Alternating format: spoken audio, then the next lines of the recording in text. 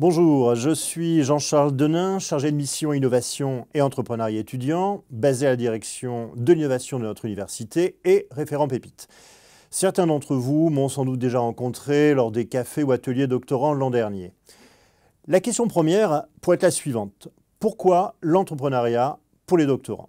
Certains vont s'orienter vers les carrières universitaires et candidater au poste de maître de conf ou au poste de chercheur, mais les places sont très restreintes. D'autres vont répondre à des offres d'emploi privées lorsqu'ils ne font pas déjà une bourse CIFRE. Mais vous pouvez aussi avoir la possibilité de créer votre propre activité, votre propre emploi en relation avec la problématique de votre projet de recherche.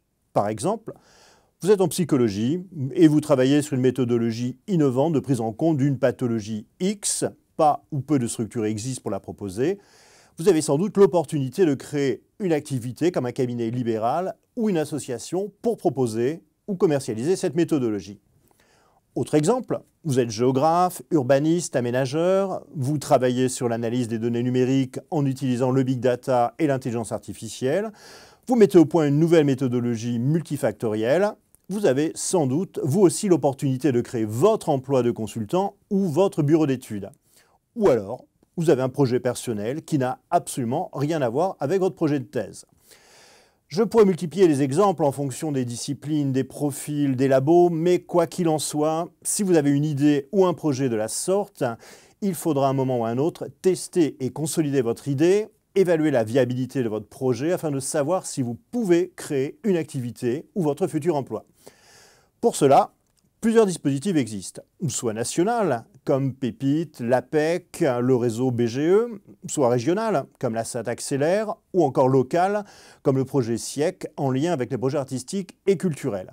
Le point commun de tous ces dispositifs, c'est qu'ils vont vous accompagner et vous permettre de savoir si votre idée ou projet est réalisable grâce à des outils comme l'étude de marché, l'analyse de la concurrence, la création d'un business plan ou d'une stratégie commerciale. Autre avantage, c'est de pouvoir être connecté à un réseau déjà existant en lien avec votre secteur d'activité. Cet accompagnement, vous pouvez en bénéficier grâce à la formation doctorale qui vous est proposée par votre école doctorale pour évaluer votre projet entrepreneurial. Bref, mon rôle au sein de Polva, vous l'aurez compris, est de repérer ce type de projet, ce type d'idée, de vous rencontrer pour en parler, de voir quel dispositif est le plus adapté à votre future activité, à votre filière, votre discipline.